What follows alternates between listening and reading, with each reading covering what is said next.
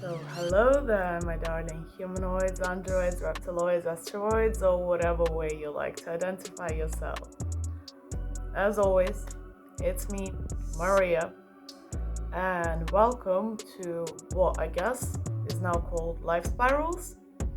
Still up for debate. I'm still shaping the new brand, but for now, I think I like the name, so we stick with Life Spirals. So, welcome.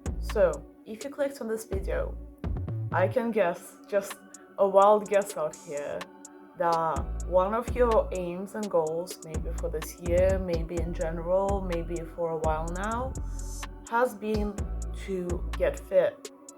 And obviously, there is so much information out there on the internet of all sorts of diets, exercise plans, so many coaches and systems and approaches. And and this whole big pile of information that exists out there, perhaps it can sometimes be a bit of a challenge to find what would actually work for you and what information is accurate and what information is misleading. Because, as you probably know by now, getting healthy and then maintaining that health, and especially getting fit and then maintaining that level of fitness, is essentially a lifelong journey.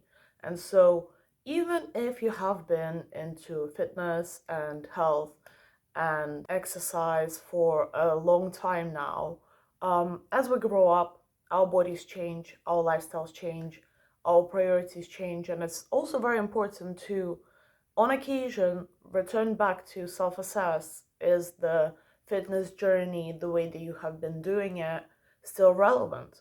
So, this video, I hope, will be helpful to you whether you're just kicking off your fitness journey, returning to it, or just reviewing what it is you're doing.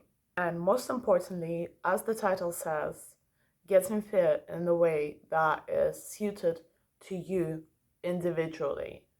So none of this generalized stuff. Well, actually, I will include some generalized stuff, especially for those people who gonna spiral out already here, especially for those people who like don't use things like fitness watches and things like that.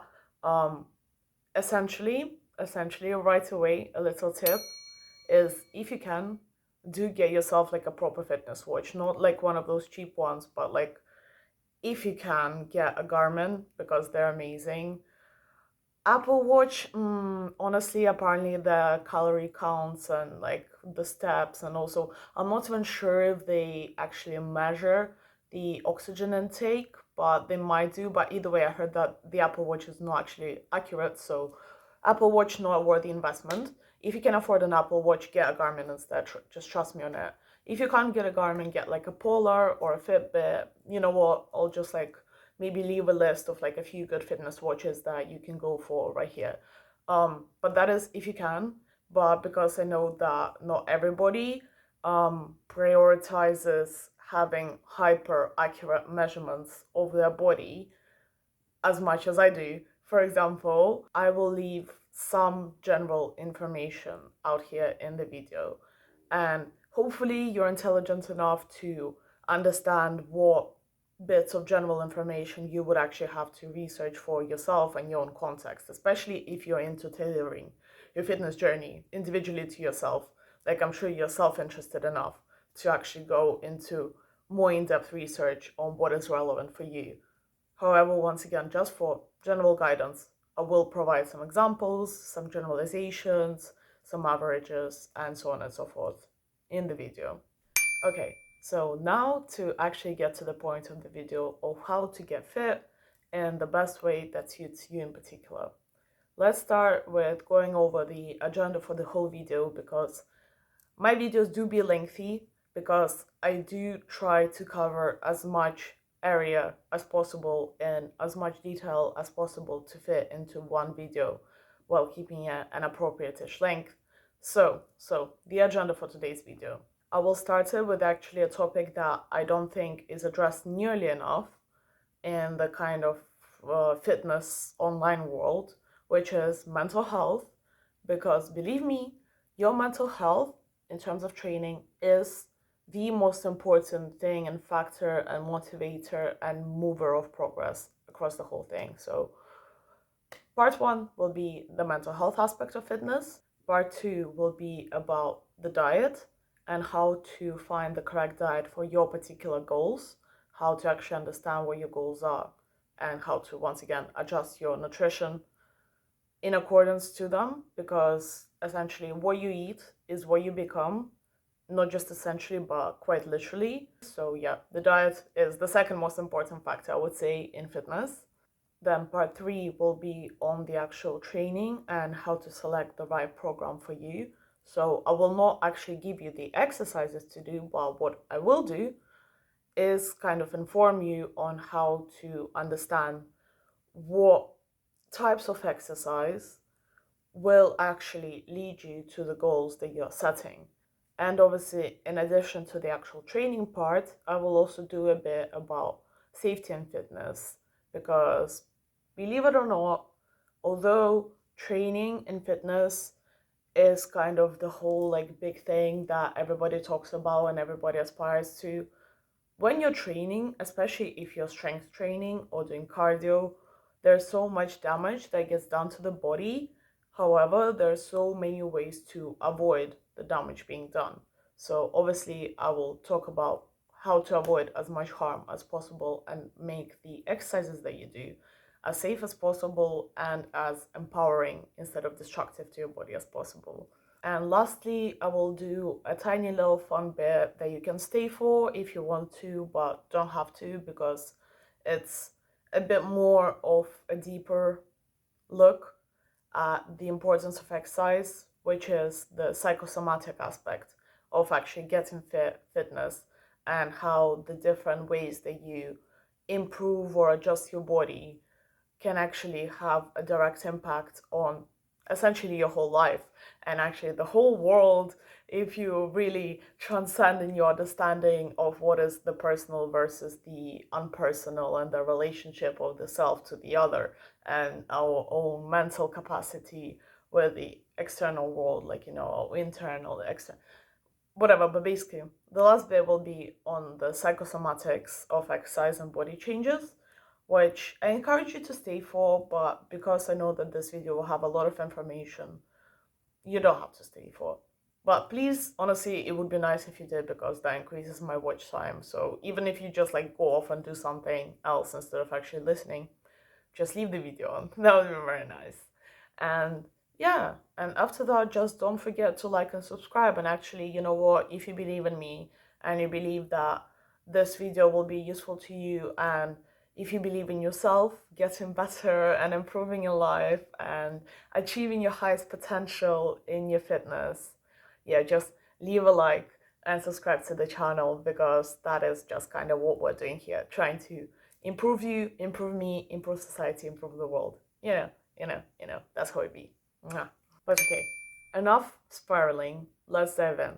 So let's start with mental health in terms of fitness and getting fit in the best way possible for you individually. So before you start taking action, and to be honest, anything in life besides just training or fitness, the most important thing is to ask yourself, why do you actually want this? Why is it that you actually want to get fit? That is the thing that you should probably start this whole journey with, is asking yourself that question and honestly answering it, preferably journaling about it, writing down your motivating factors, and perhaps, if you would like to, preferably doing a deeper self-assessment of the underlying reasons of why you have this desire to become fit.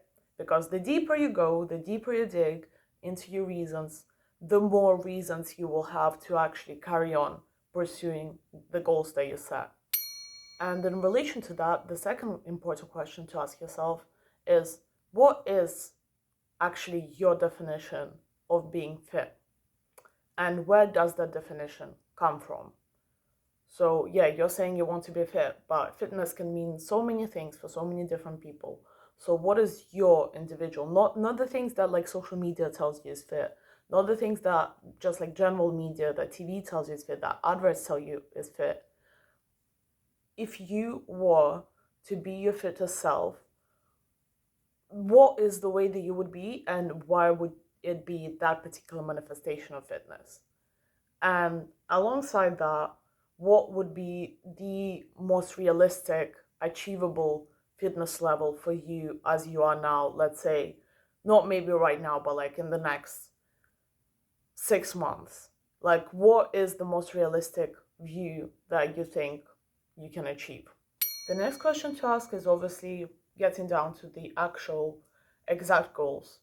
Here, okay, so here there's a little caveat. It can be tempting to set extremely precise goals for like 3 months, 6 months, year, 2 years, 3 years. But the thing is, especially if you're new to the fitness journey, you might not know how your body will actually develop.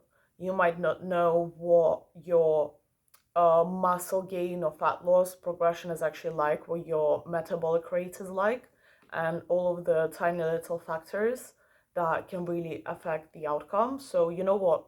When you're setting precise goals for a certain amount of time, do set them. I do still encourage setting goals for like 3 months, 6 months, 1 year, let's say. However, just don't get attached to the outcome that you're setting. So that is like a very, very important caveat.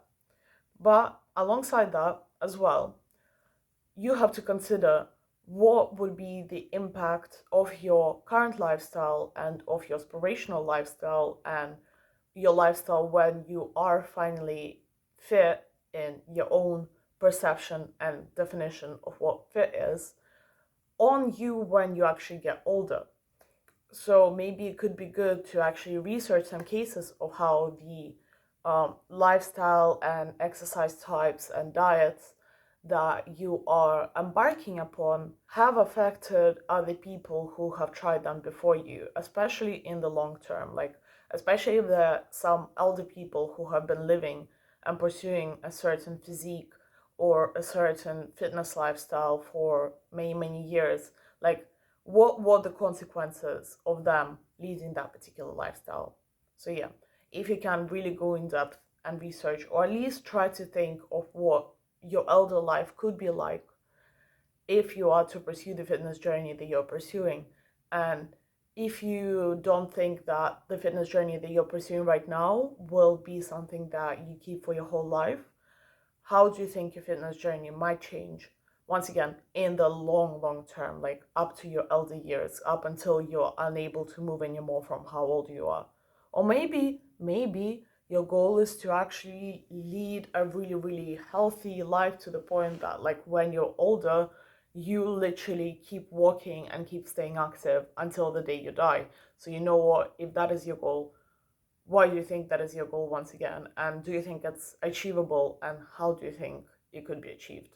So yeah, basically, look at the short-term goals and the long-term impact of those goals and how you might have to readjust your journey while you're on it in order to ensure that when you're older, you still can lead like a high quality lifestyle, you know? And while we're actually on the subject of long-term effects of fitness, the thing is, the healthiest way to get into fitness, the healthiest motivation to get into fitness that you could possibly ever have, at least from what I have learned and my own personal experience, is to actually use fitness and to use sports and athletics to empower your mental health. That is guaranteed, yeah, I can say that with confidence. If your motivation behind your fitness journey is improving your mental health, that is certainly guaranteed to actually give you the best possible outcomes.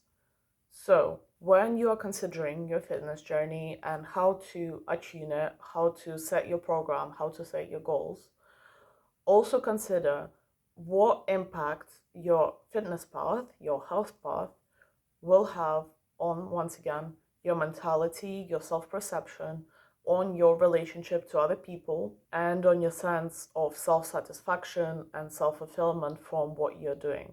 So always ask yourself, how can your fitness journey be more supportive to your mental health instead of detrimental?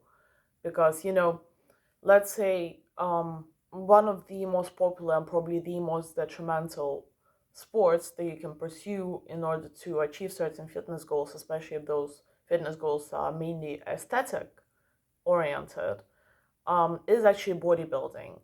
And the thing is, as cool as bodybuilders look, a lot of them, actually most of them, actually I would say all of them, really, really struggle with their mental health because all of them have body dysmorphia. Because when you're so focused on the aesthetic and prioritize the look over the way that you feel or your health, that is kind of literally the definition of body dysmorphia, which is very much a mental disorder. So consider how once again, the fitness journey that you're choosing, impacting the people that have already been doing the fitness journey for a little while, and if there's any like kind of common knowledge facts that you might be ignoring about how that fitness journey might impact your mental health. And honestly, that's not an attack on bodybuilders, because that same thing also very much goes to marathon runners. Except with marathon runners, I would say it's not so much about body dysmorphia as it is about hypermenorrhea and just like a general sense of needing to constantly like overachieve and overdo everything in order to feel worthy of something. That is kind of a common pattern that I have noticed with people who run marathons. It's kind of a lot of marathon runners actually come from very addictive backgrounds. So like they either come from drug addiction or alcoholism or extremely abusive childhoods. And so yeah, as much as running is really, really good for mental health, I'm not saying that running is bad in any way. Running is great, love running. But extreme marathon running where a person does like half marathons every day or every 2 days, yeah, that is usually highly unhealthy and once again bad for mental health, because those people, once again, as a trainer, I have seen people literally have a massive mental breakdown and go into an extreme depression just because they had to take a break from running for like a week. So, yeah, once again, consider your mental health and why you're pursuing what you're pursuing. And if it's actually good for your mental health, or maybe if you need to first start attending therapy and sort out your mental stability before you actually set out to put firm goals on what you actually want to achieve. And like while you're attending therapy, instead try to do some like lighter exercise and get fit in a more gentle way that is supportive to your mentality, like for example, as I always give it, yoga.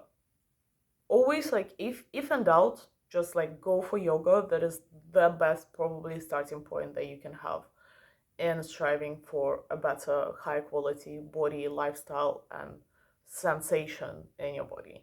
And then another very important aspect of mental health and fitness to consider is actually how would your fitness journey fit into your existing lifestyle.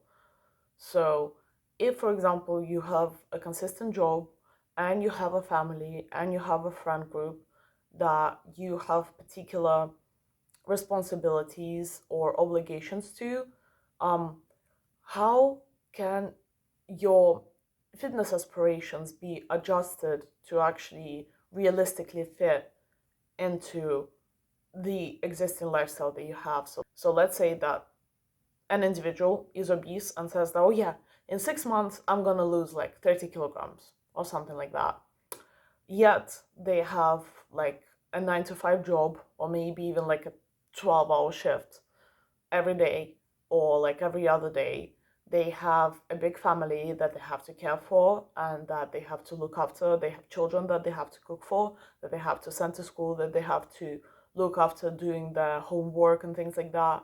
And they also have like a group of girlies or guys, the lads, or whatever gender they could be, that they also have to stay engaged with. And let's say they also go to church every Sunday or something along the lines, right?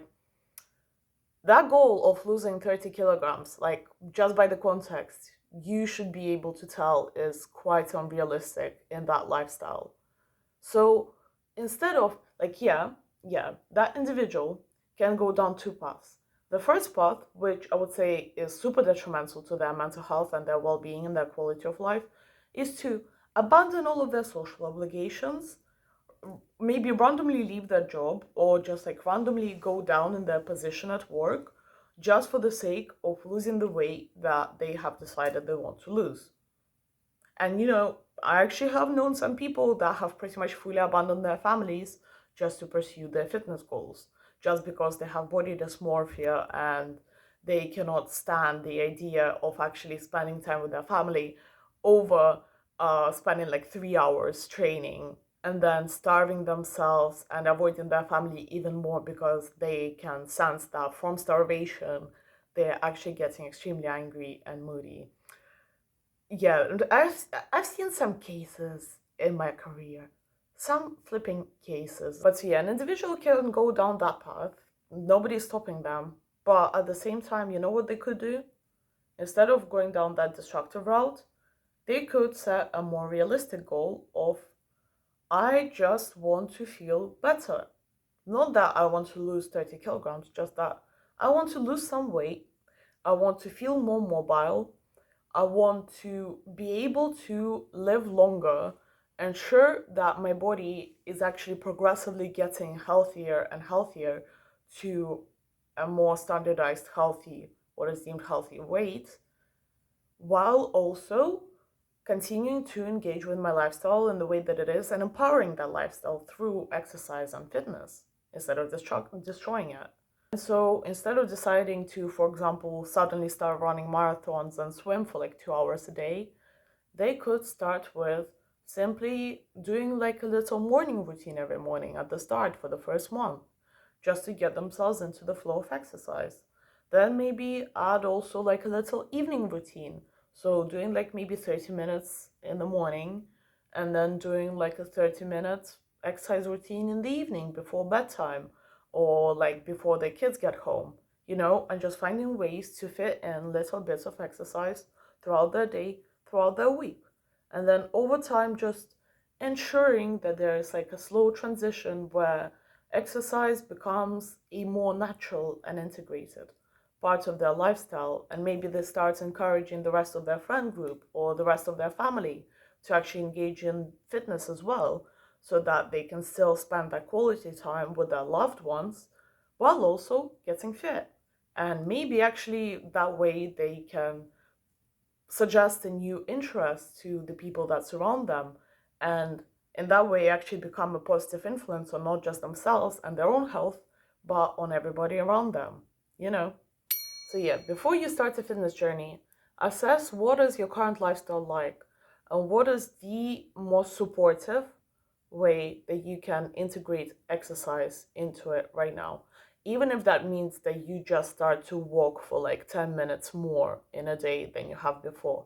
Start with smaller steps that make it easier and more realistic that you will actually be able to stick to it.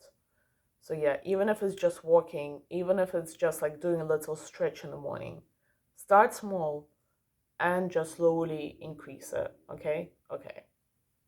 So now let's get to part 2 of the video, which is your diet and nutrition.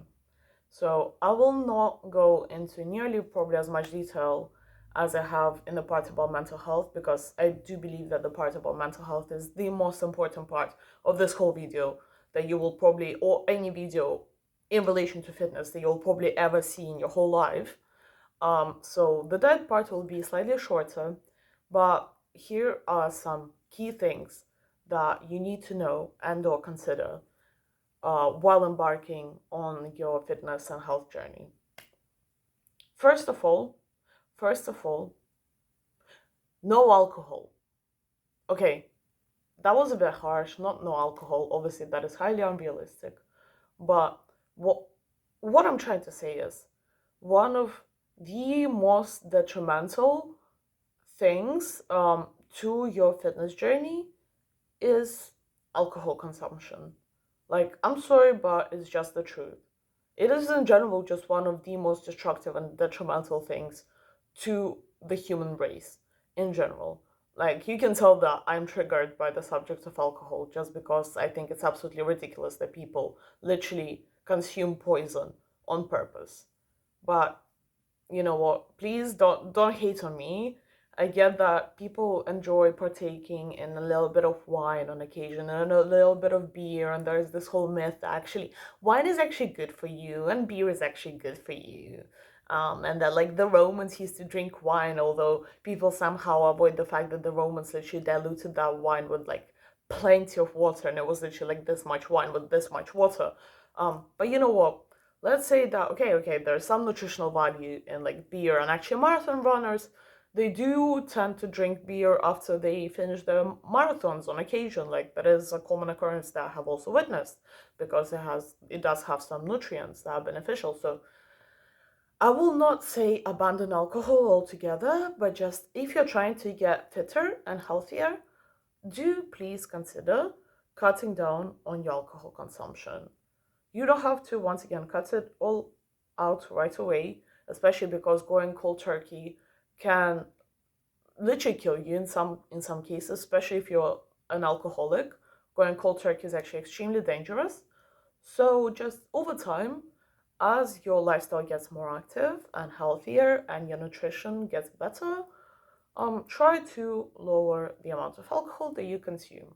And that will already be a huge improvement on literally every aspect of your life. Just trust me on this.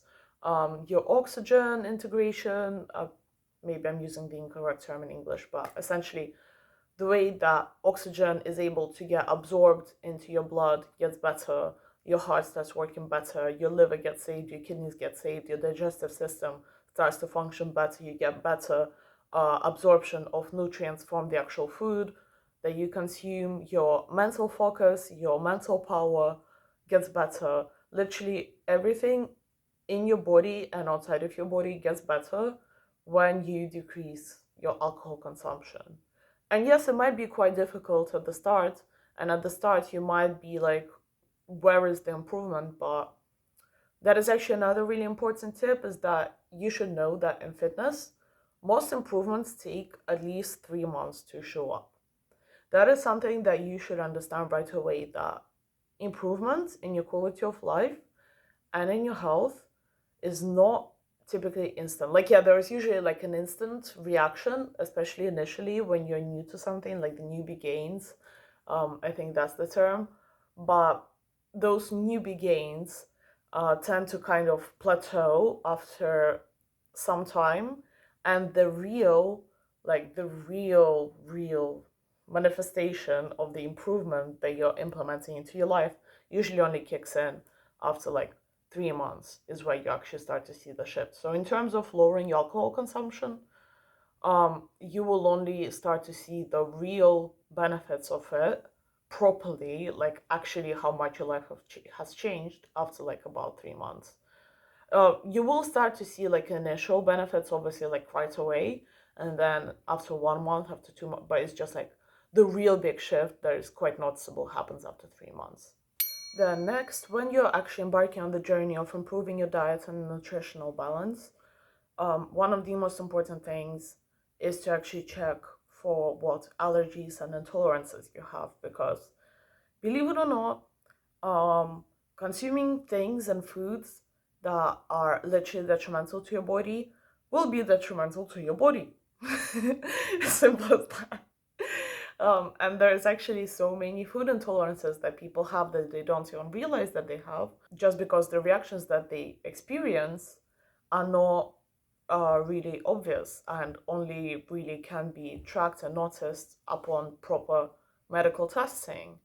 And there's a lot of different tests available online, offline. Well, online in terms of like you can order the test online and then it arrives to you in a package and you like swipe like a bit of saliva, like give a little bit of blood, and then send it back to the lab and they send you the results. There's like services like that in a variety of countries.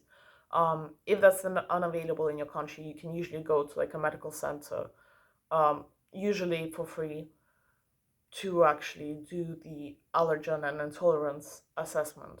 And then there are some like posh clinics that can do like a full body assessment, which I love for you if you can do that. If you can afford to go to a proper clinic to do like a full body assessment, like go to modern medical retreat or something where they like measure your oxygen absorption along like the tiniest elements of your nutrient absorption ability, do be doing that. But if you can't do that, then just like try to at least check for what allergies you have, and then obviously avoid the foods that you're allergic to.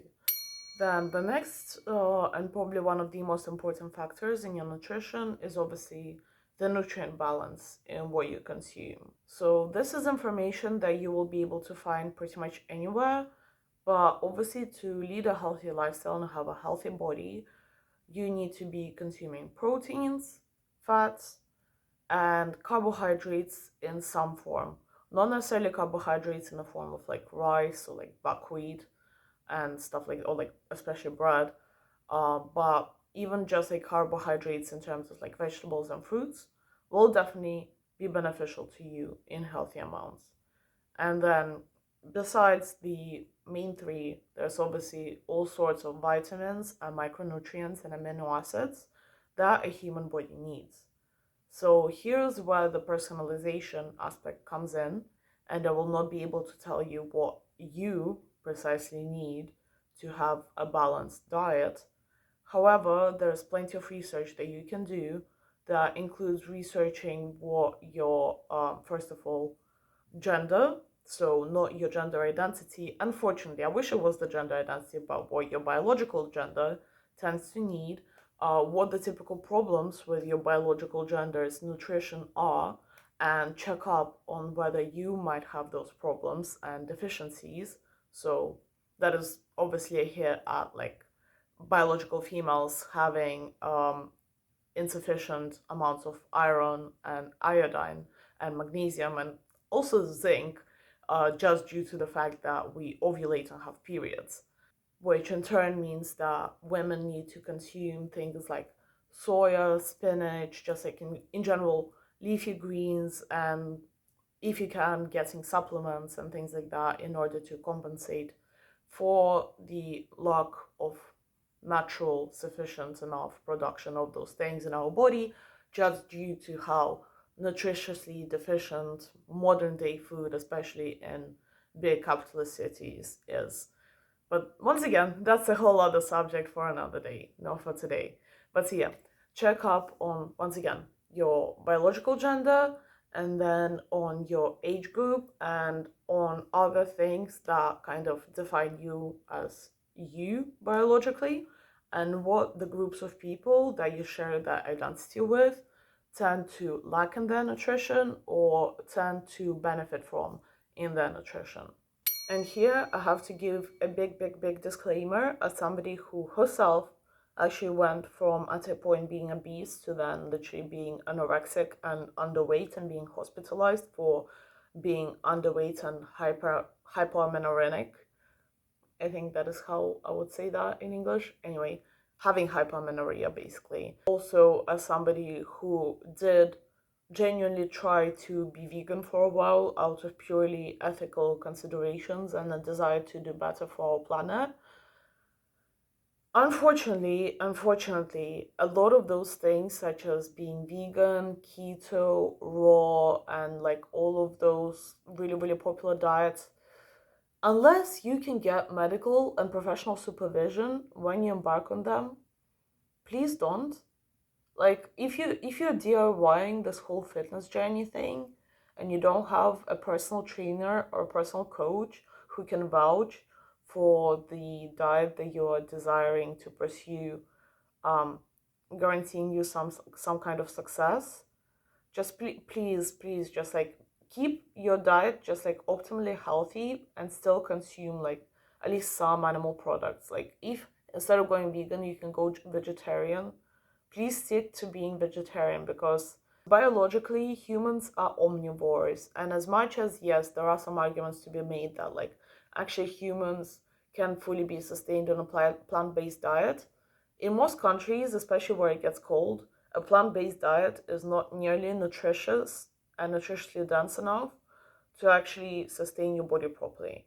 Like if you live in a hot country where there's like abundant food and a massive variety of nutritionally dense plants and veggies and fruits and things like that, and grains, especially, and nuts that can be easily made available to you. So places like maybe India, some places in Asia like Japan, maybe Thailand, Korea, some places in Latin America and in Africa. Like unless you are based in like those really warm locations, maybe like in the Middle East as well, where like you can have cheap and really, really nutritiously dense, high quality produce. Yeah, just like please stick to like being vegetarian. And if you are going to the other side of the spectrum and wanting to be carnivore, at least consume some vegetables. Like please just like don't harm yourself. Seek medical advice. Like if you want to go extreme, please seek medical advice first before doing so. Okay. Okay. And then the last thing that is kind of a nice and smooth transition to the next part, which will be exercise, is how to actually adjust your calorie consumption, which is probably the most not really important. Yeah, actually, it's not the most important factor at all, but it is one of the most efficient ways to usually achieve the aesthetic goals that people set. Aspect of fitness is the calorie consumption. So, for those that don't know, I hope that you know, but if you don't know, calories is essentially the way to measure how much energy you're consuming from the food that you're consuming.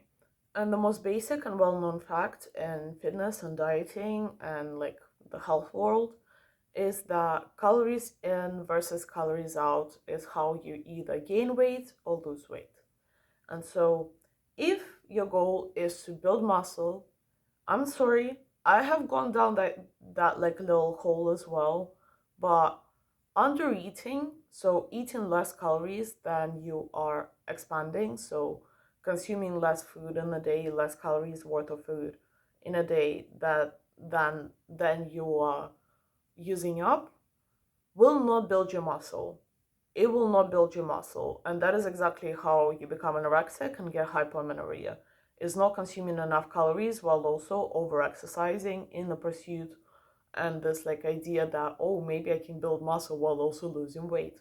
I'm sorry, but that is a myth. That will not happen. If you want to build muscle, you need to consume more calories than you're burning, and especially prioritizing the consumption of proteins and carbs, and actually fats as well. Actually, all three are important in this case. And if you're trying to lose weight, and usually people say that they're trying to lose fat, but once again, the thing is, most of the time, you won't be able to just lose fat. When you're losing weight, you will lose some of your muscle as well. That is just an unfortunate fact of how the human biology works. So, yeah, in order to lose weight, consume less calories than you're expanding. And this is exactly where these things, the fitness watches, come in really, really helpful. Because although, yes, so this is where the generalization thing that I told you about and the averages come in. It is said that an average adult expands about 2,000 calories in a day. That is just a number literally taken out of thin air. That is not nearly accurate enough, but in general, that is like what people say, that it's about 2,000 calories.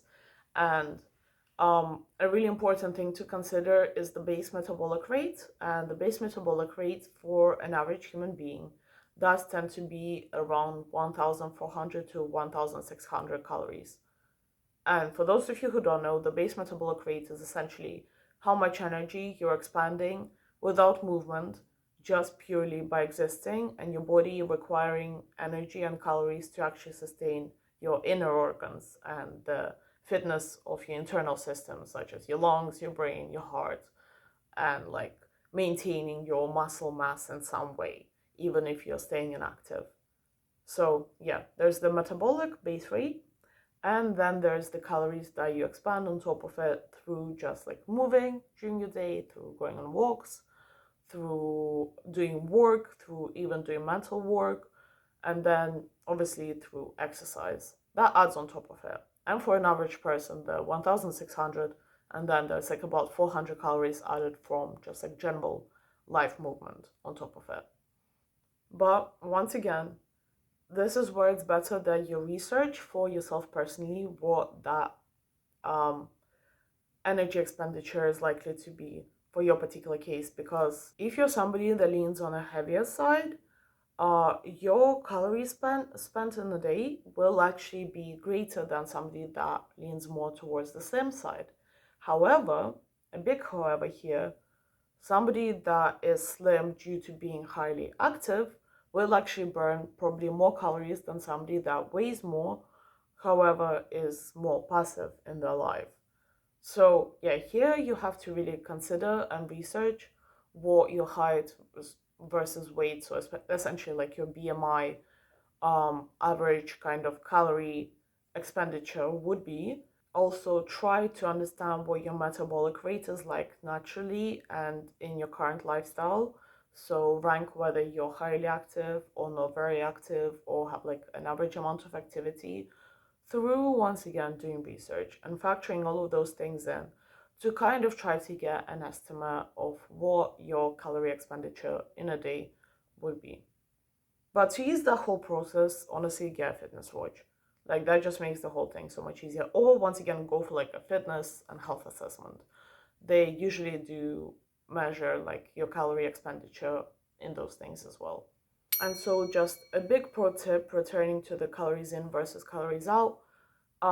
If your fitness goals are kind of aesthetic oriented and you got inspired to pursue a fitness journey by like images on Instagram or like in magazines and things like that, I'll just tell you now that the people that, well, first of all, most of those images are like highly adjusted, photoshopped, and the people are posing. But essentially, if you want to get that like typical, aesthetic body where the person has like muscle showing, but at the same time they're quite lean and things like that, the way that that type of body is usually achieved is through multiple bulk and cut cycles. And so, just for base information, what bulk and cut cycles are is essentially a bulk cycle is where you focus on, once again, consuming just a bit more calories than your average daily expenditure while you're building muscle, and a cut cycle is where you are cutting down, hence the name cut, where you're cutting down on your calorie consumption and actually consuming less calories than you're expanding in a day. But that is honestly just one of the ways to achieve that like highly desirable body shape that is the most efficient, however, is not necessarily the healthiest either. So if you are not trying to urgently look super good and you're rather striving for just like having a healthy body, what I would personally advise is keeping your calorie consumption somewhat just like equal, unless you are like close to being obese or close to being underweight. Obviously, like those are personalized cases. But if you're like somewhat healthy already in a normal weight range, in a normal fat range, and just want to improve your health and improve your fitness, just yeah, keep your calories kind of similar to how much you spend in a day, and just carry on doing like whatever exercise type you decide to pick, and just stick to that. Stick to that. Don't like get into the whole like bulking cutting thing, because that can be quite mentally taxing unless you are prepared for how your body will be changing when you gain weight and what it will require of your mental capacity to then lose the weight that you have gained. So all in all, the easiest way to start if you're just like a beginner on the fitness journey is stick to how you're eating for now, but over time, try to replace or at least ensure that most food that you're consuming is healthy. Include more greens, prioritize more clean proteins. So like instead of having processed foods, try to include like some proper like chicken, some proper fish, some proper meat. Although meat is a questionable thing, but some people say that meat is like actually quite necessary for humans. That is something that I'm willing to debate. I don't know if that's like a past vegan slash vegetarian speaking. Anyway, spiraling again. But yeah, keep your diet kind of similar to what it is already, and just like over time replace the things that are obviously unhealthy for you, such as like processed fats, processed foods, sugars, and things like that, with healthier alternatives. And once again, similar with just like in general getting into fitness and exercise, do this transition slowly. Not too slow, but just like make sure that you're actually comfortable with the changes and how quickly they're appearing in your life. Okay, yeah. So we have a change of hair, change of outfit, change of location because I'm continuing to film this video on a different day because I do veer a lot. Anyways, let's get to the next part, which is the actual training aspect of getting fit and doing fitness and all of that good stuff. Okay, so the first and kind of the core piece of information that you need to know and understand about exercise is the difference between aerobic and anaerobic exercise and workouts. So, in general, you want to actually strive for a balance of both in order to pursue the optimal fitness levels in every sense. Because essentially, what aerobic workouts do is provide you with better cardiovascular activity and a better cardiovascular capacity, better oxygen absorption, which is so necessary for literally all systems in your body, and it also improves your endurance, without which anaerobic exercise is, okay, not impossible to do, however, is a lot more difficult to do than necessary. Whereas on the other side, anaerobic exercise is actually what you use in order to build muscle, build strength, and quite frankly, just build your power. So, in essence, aerobic exercise examples are distance running, cycling, and swimming, just to make it easy to remember. And some anaerobic exercise examples are interval training, weightlifting, and also sprinting. So, some other components that, okay, unfortunately, a lot of people don't include in their exercise routines, especially when they're just starting out to get into fitness, but I deem to be absolutely necessary if you want to actually be able to sustain your routines and sustain your fitness levels and in general be able to sustain your life and body are stretching and functional training. So what are those? Quite obviously, stretching is where you warm up your muscle via movement. So, yes, there are some intense types of stretching, like when you're doing ballet, for example, or there are special stretching programs which try to push you to become as flexible as possible, which I wouldn't say is necessary for your fitness, but can be good. However, just doing at least general stretches of your large muscle groups and in order to prepare your ligaments, so things such as stretching your ankles, stretching your wrists, stretching your neck, stretching your back, well, basically the whole body is absolutely vital in order to, first of all, prepare to do exercise and then to also cool down after exercise to ensure that, okay, I'm not going to go into detail, but essentially during exercise, there are acids that build up within your muscle tissues. And in order to basically not be sore and stiff after exercise, you want to stretch afterwards as well during your cool down. So, stretching in itself is essentially what provides that basic level of fitness safety that I have mentioned earlier in this video. And stretching is actually just an absolutely vital step in ensuring your ligament, bone, joint safety prior and after exercise, especially if you're going into more intense routines where the safety of those joints and ligaments, once again, may be compromised.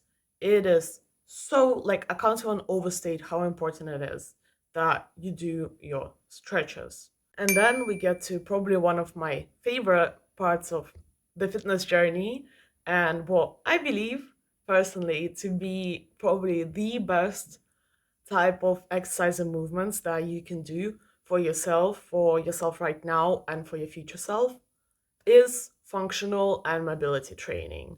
So, what is functional mobility training? So, those are two different things. First of all, they're not the same. What mobility training is kind of like stretching, except unlike passive stretching, like what I was kind of speaking about beforehand, where you kind of just calmly and peacefully spend some time like warming up different parts of your body, in a fairly passive way, as I guess I said, where like you are not doing too much movement. So the movements that you do during standard stretching is just kind of you do a stretch and you breathe through it in order to allow your body to relax, your nervous system to calm down, and to go further into the stretch. Whereas what mobility training is is a type of active stretching, which makes sure that our bodies continue to move in the way that they were intended to move originally via our body biology. Because unfortunately, due to the sedative lifestyle that most humans are leading in the modern world, we are beginning to, okay, no, we, don't include me in this because I'm certainly not, I'm doing my mobility training. But as people say, modern humans tend to be losing a lot of mobility in their body that was originally there, once again, due to the sedative and passive lifestyles that we're leading. So, because we're not using our bodies on a daily basis to like run away from animals, climb trees, and hunt, and like, I don't know, go to mountains to collect some like herbs and berries, whatever, I'm spiraling out once again. But yeah, essentially, because we're not using our bodies the way that our ancestors have been, we're losing a lot of its function. And as a consequence of that, because all of the systems in our body are interconnected, when certain parts of it don't get used, that can actually not only affect our external body systems, so once again, like our ligament mobility and so on and so forth, but it also does impact our internal organs and even mental health. And you can kind of understand why I say this a little bit more at the end of the video when I get to the psychosomatic aspects of exercise. But anyways. So mobility training is, yeah, essentially expanding your body usage capacity in an active stretching, kind of in an active mobility way. And then building on top of that is where we get functional training. So, similar principle, trying to use and maximize the usage of our body the way that it was intended to be.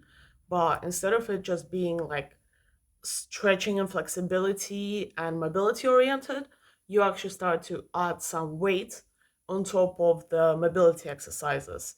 So, what functional training does is actually stabilize, improve, and strengthen a lot of the smaller muscles and smaller muscle groups that, for example, anaerobic exercise and especially aerobic exercise does not engage whatsoever.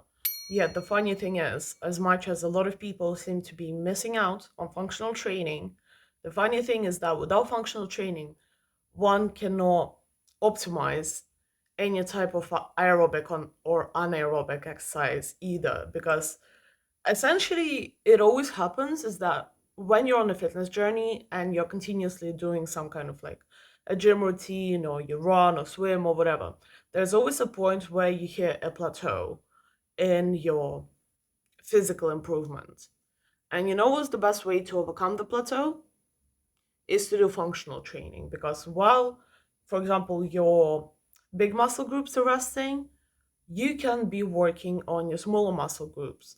And also ensuring that you build up and strengthen your small muscle groups ensures that the progression of your larger muscle groups is more optimized and properly engaged in the exercises. Now, I will not go into actually providing you with what routines you should be doing because essentially, at least in my eyes, finding the most optimal fitness routine and exercise routine for you is just up to your own test and trial. So, like, just kind of see what seems to pull you in, what seems fun and interesting to you, especially if you're just starting out, just like see like what kind of exercises you admire, what your YouTube feed or like Instagram feed suggests to you as like videos of people like maybe dancing, maybe running, maybe going to the gym, whatever. And just go and try all of those types of exercise that are available to you because there's such a wide selection. I really cannot tell you what will be the best thing for you personally. But the one bit of advice that I can give to you in terms of actually selecting what routine will suit you the most is just whatever provides you the least resistance to actually going and attending it. So whatever actually ends up being the most interesting, curious to you to also go into depth in terms of like learning all of the biomechanics of that type of exercise, what seems the most engaging, or what kind of sport or fitness type has the most supportive or kind of resonant to you community around it. And essentially, if you're just beginning to exercise, honestly, what particular type of exercise or workout or sport you do does not really matter at the start. As long as it just gets you moving, gets you into the habit of staying fit, staying active, and pursuing, once again, fitness. However, then, if you are actually pursuing a certain aesthetic goal or you're pursuing a particular fitness goal, obviously you will have to research like what types of exercises will lead you to that goal, will have shown to statistically lead you um, to the goals that you have set for yourself. But a big but here, a fat bunda, no, big but, no, in that sense. I keep making this joke, it's so stupid. I'm sorry, I apologize, please don't cancel me. But yeah, a big however here. Once you have picked your favorite type of workout or type of exercise or type of fitness, make sure that you balance it with the exact opposite and you support it with functional and mobility training because once again, functional training is king. Um, Also, just a little hint here. Technically, yoga is mobility training, so we can essentially say that as long as you're doing yoga, besides whatever like active workout type you pursue, you should more or less be fine and be able to sustain your activity for many, many years in the future. But so yeah, like let's say that your main selected type of exercise is strength training. You gotta make sure to balance the strength training with once again flexibility and stretching, and also with at least a little bit of cardio in the form of like walking or cycling, or well, swimming is questionable because swimming does expand quite a lot of power and usage onto your muscle. So it might be kind of difficult to do alongside the weight training. But, if you can enjoy just like a light swim and don't go too hard on it, swimming can be like a good type of cardio to pursue as well. And then on the other side, if, for example, your selected main choice of workouts is like, let's say, dancing, you might want to balance that with once again weight training or interval training in order to actually increase your high intensity endurance. Because once again, aerobic exercise increases your low intensity and long time endurance. However, anaerobic exercise increases your high intensity endurance. So, therefore, if you increase your high intensity capacity, obviously especially because dancing does tend to get progressively more and more difficult and intense, it will enable you to progress in your like key dancing routines faster as well.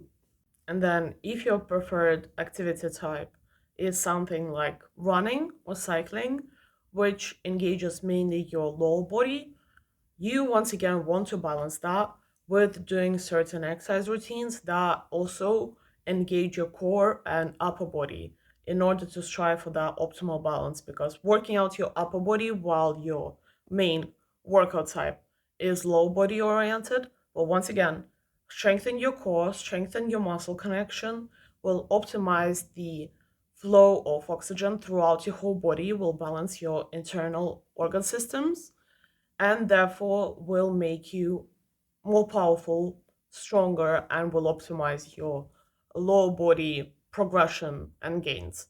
So, yeah, essentially, just when you begin to exercise, pick something that you truly, truly love, that you truly, truly enjoy, and make that your main preferred exercise type, but always strive for a balance. And if you have picked one thing, do at least little bits of other things to support the main thing throughout the week as well. Even if it means just doing like 10 minutes of the other types of exercise. Well, 10 minutes is a little bit too little, but like 15 minutes of other types of exercise. Please still include them because you do want to strive for the balance in order to have a holistic body development. Now, let's just do a short, sweet, nice little concise list of some basic things for fitness safety. So, I have already done kind of a whole bit in the last part about ensuring like ligament safety and how to support your joints while you work out. But some other key aspects of any type of fitness safety is obviously number one, always stay hydrated.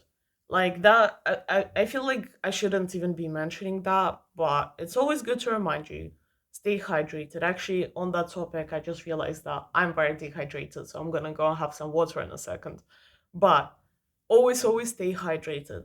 And actually, the more aerobic exercise you do, the more hydrated you have to be as well. And by hydration, just to clarify, because although it seems really obvious, but to people who are just beginning, it might not be. Hydration doesn't mean like sweet drinks and fizzy drinks and even protein shakes. That is not hydration. Hydration means water. Water, preferably with electrolytes. If you can get some water with electrolytes, like that's mwah, beautiful, cherry on top. If you can't get the electrolytes, honestly, just water is good enough. Just make sure it's nice, clean, safe water. Then also, as I have already mentioned, you always want to warm up before you exercise and do a cool down after you exercise, which first of all, obviously beneficial for your actual muscle tissue, for your ligament and joint safety, but an even more important aspect that not a lot of people I think talk about or realize is actually the safety that warming up and cooling down provides to your nervous system, which actually if your nervous system essentially is prepared for exercise and gets a proper cool down and relaxation after exercise, that will actually enable you to stay more consistent with your workouts, because obviously any workout is very high stress and has a high capacity to release a lot of cortisol very suddenly into your body, where cortisol, for those that don't know, is a stress hormone. So in order to balance out and kind of reduce the production of cortisol in your body, which over time, if built up, can create all sorts of health issues, you want to make sure that you ease yourself into the workouts through warming up, and then that you also let your body feel like, oh yeah, it's over, let's relax, and kind of have this consistent signal that it is all okay now, the stress bit is over, you can calm down, so that the cortisol doesn't essentially keep being released throughout your day after you have finished your actual workout, where the cool down is what kind of provides your body with that. Another key aspect of workout safety is obviously your form and posture during exercise, and pretty much all exercises engaging your core in everything you do.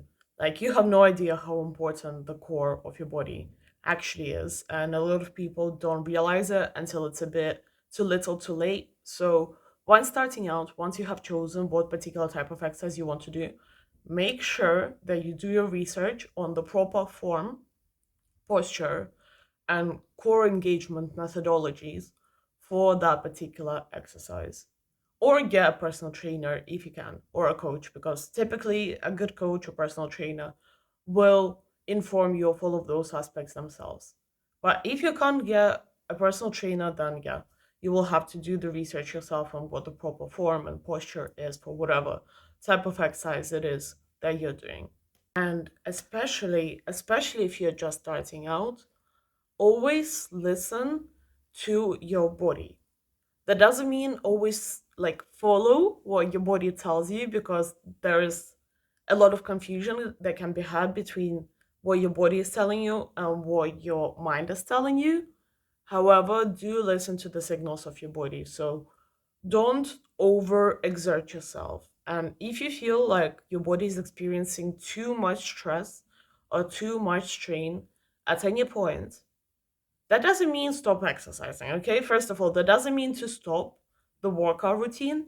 However, what you always want to do is adjust your exercise plan, your the type of exercise that you do, the particular routine that you have in place, and so on and so forth. Maybe like include a little bit more of the balancing exercises than the main exercise that you have selected for a period of time, or just like reduce the time for which you're doing the exercise, or even just like for a period of time, don't go as hard as you have been. Because, especially at the beginning, there's this thing called the newbie gains in pretty much everything.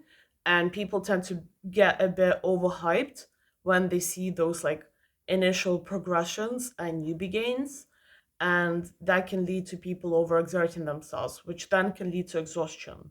So if you're hitting that part of exhaustion, don't cut out exercise altogether. Obviously, don't stop, but just let yourself go easy for a little bit, and don't like start hating on yourself. Don't start like feeling bad about yourself for not being able to go as hard or lift as much as you have been before for not achieving the same results. Just understand that it is all a part of the process, and chances are you're just like hitting a little plateau point, and the best way to get through the plateau is actually, once again, let your body rest a little bit, let your nervous system kind of balance out. Once again, let the rest of your body catch up to the progress that you have had so far. And after that little rest period from the plateau, once you return to your standard kind of exercise intensity, trust me, you will essentially be getting the more or less equivalent of newbie gains once again. So, yeah, always listen to your body. Now, a little bit on staying motivated during your fitness journey. So, one of the best ways, especially at the beginning of a fitness journey, to stay motivated, besides having long term goals and trying to achieve them as just like a general idea, is actually tracking your progress consistently. So this is where like the fitness watch, as I have mentioned, is a great tool because it will always show you like reviews of your progression thus far. However, if you don't have a fitness watch, some of good ways that you can measure and track your progress is, first of all, your endurance that can be measured via either the length of the training that you can sustain, the speed at which you can perform certain exercises, depending, obviously, like that doesn't relate to weight training per se, because in certain types of exercise, it's actually dangerous to do them too fast. And actually, in order to optimize gains, you want to slow down instead. But besides that, in other types of exercise, it can mean that like the speed at which you're able to accomplish a certain type of movement. Then, obviously, in things like weight training, the easiest way to track your progress is how much weight you're able to lift. Kind of seems obvious, but also not necessary for everybody, because another way to measure your progress at the gym can be the amount of reps you're able to perform while also maintaining a good form and a good shape. Then also a good way to track is, once again, through listening to your body over time, just paying attention to and noticing how much easier performing certain exercises becomes for you, how much more natural and in flow you begin to feel when you actually perform the workout routines that you have selected for yourself. Then obviously in things like stretching and mobility, it's about the increasing mobility of your body and just like paying attention to how much more flexible, or once again mobile, you're becoming. And even just your general desire to carry on and keep maintaining the routines that you have begun is actually a really good measure of progress as well, especially if, once again, you're just starting out with your fitness journey. Noticing that actually you not only force yourself and make yourself go do the exercise, but actually desire to and actively want to go and pursue the routine that you have decided upon, is a great like marker of you progressing in your fitness journey. Because actually, this is an aspect that I think I forgot to mention in the mental health part of this video, which is really, really funny because that's like one of the main things about exercise. But what exercise does is get your body to release the happiness hormones, which are dopamine, endorphins, serotonin, and endocannabinoids. And these hormones is essentially what actually makes you want to pursue exercise again and again and again. So, the more you notice yourself wanting to come back to your workout routines, that means that the bigger the capacity of your body to release those happiness hormones has become through the workouts. And another fun tip is that through increasing your capacity to release those hormones, you're also increasing your capacity to actually control the release of those hormones throughout your general life outside of just exercising, which means that your body and nervous system has access to these amazing, absolutely lovely hormones throughout the day through just like controlling your breathing, controlling your focus, and once again, controlling your state of being, your heart rate, and all of those things, which are all so vital in actually increasing your life quality as a whole. Because this is a little bit of personal philosophy, and not just personal philosophy, just like general philosophy. The key determining factor of your satisfaction with your life is not the way that your life is outside of yourself, but is actually your own ability to control your internal state of being, your own ability to enjoy yourself in whatever situation or state you are in from within. So, when you're able to source happiness from within instead of from outside of yourself, is when you can say that you have actually achieved self mastery.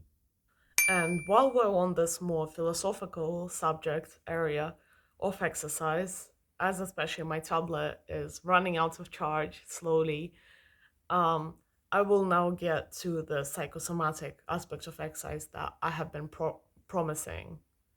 So, if you want to understand this aspect a little bit deeper, I recommend that you go and watch my video on psychosomatics as a whole and go into studying the subject a little bit more in depth because there's actually so much to it. And yeah, I love psychosomatics personally. But in essence, as it relates to workouts and either strengthening or increasing your endurance in certain parts of your body, what you need to know is essentially your legs and your lower body, so especially your legs and your feet and your ankles, is in psychosomatics what signals your grounding, your baseline in life, your certainty and security in life. So increasing your endurance and strength and flexibility in the lower part of your body will also then resonate throughout the rest of your life and will provide you with those qualities in other aspects of your life. And there is actually a very, very direct correlation that you will notice once you consistently get into it. Then your hips, core, and spine is obviously what responds to your general life balance. So, increasing your strength, endurance, mobility in those aspects and parts of your body will also increase your ability to balance your own life, as well as have more self control and, growing a backbone, as it is called, in other aspects of your lifestyle. So let's say that you're known as somebody that is very, very soft as a person and is easy to manipulate and take control of. What you definitely want to do is do some exercises and strengthening fitness formats for your core and for your back and spine, and then just see for yourself how over time strengthening once again those body parts will resonate throughout the rest of your life. Then your hands and arms is what signals and symbolizes your capacity to create and execute tasks actively. Well, your legs and feet kind of are as well, but once again in psychosomatics, legs and feet tend to be said to symbolize your stability in life more, whereas your arms and hands, once again, are more of your actual creating capacity and ability to self express. So, strengthening and improving and making those parts of your body more flexible will then create a resonance throughout your life in your ability to have control over what it is you're creating, how you're creating it, up to like having a whole new level of a capacity to create and become the creator of your own reality. Now, I'm not saying that you need to have like massive bulky arms in order to like create your own reality, but what I am saying is that making sure that your hands and arms are functioning well will also show up in your life as just a greater capacity for creation and a better sense of power over what it is that you are creating. Then your shoulders, neck, and actually hips as well is what tends to correspond to stress and stress resilience. So, improving the mobility in those aspects, and especially improving the flexibility and core strength of those parts of your body, will also make you more stress resilient. And in general, the best way to de stress, as you probably know, is to get a massage, especially a massage on your shoulders. And why is that? Because once again, shoulders and neck correspond to stress. So, this is why posture and things like that is so important as well for your stress resilience, is that if you're constantly in a state where like you're walking around crooked and cramped like this, you will tend to notice yourself becoming more and more stressed anyway. And just it works vice versa. When you're more stressed and more down and more sad, more depressed, you tend to get a more crooked posture. So the easiest way to begin to work on yourself and improving your mental health is actually to fix your posture. I know this might seem silly and slightly unbelievable, but just trust me on this. It works. It works on improving your confidence, once again, your mental health, your mental stability, your stress resilience. So just try it and see for yourself how improving your shoulders, your back, your neck will then resonate throughout the rest of your life. And then, obviously, in the most simple terms, if you want to get more strength in some aspects of your life, increase the strength of the corresponding body part to that. If you want to increase your flexibility and ability to adapt in a certain area of life, then increase the flexibility and mobility of the corresponding parts of the body, and so on and so forth. Like psychosomatics are actually really, really simple and make total sense once you kind of get into it. Like it makes sense on the most basic level. So just, yeah, track your body, pay attention to what your body is signaling to you. If you're getting pain in some part of your body, maybe look up what the part of your body actually symbolizes, and especially in terms of psychosomatics. And in order to, for example, overcome a plateau or progress in your physical fitness in some parts of your body, you might want to work on your psychology that corresponds to the parts of the body, and vice versa. If you want to increase your mental health in some aspects of your life, see what parts of the body that life aspect corresponds to, and try to maybe do some exercise and improve your fitness in that aspect of your physical body.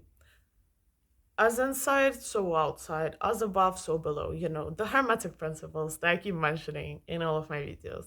On this note, I think I have provided you with all of the key information that there is to know about working out and exercises and how to pursue a fitness journey and stay consistent on it. So I hope you enjoyed. I hope, well, actually, I don't hope, I know that you found this useful, at least a little bit. And there's certainly at least some information that you did not know about beforehand, especially if you have actually watched the video properly. There's 100% going to be something that you don't realize before watching it. So you're welcome for the increased awareness of your body and your existence. And so yeah, don't forget to like, share, comment, subscribe. Yeah, and actually, I just said that so automatically, but you know what? I'm gonna pose you a question to actually prompt you to comment properly. What was the start of your personal fitness journey? Like, when you just decided that you want to improve your fitness and improve your health, what was your personal motivating factor, like the original kickoff point? I would really like to know that. So yeah, let me know down below what started your fitness journey, what motivated you or made you think that you need to begin. And yeah, let's discuss and keep each other motivated and driven. And once again, like and subscribe on top of the commenting. And I hope you do well. Good luck on your fitness journey. Good luck on your self-improvement journey and your self-mastery journey. Yeah, I hope you do well. Have a good day and stay hydrated.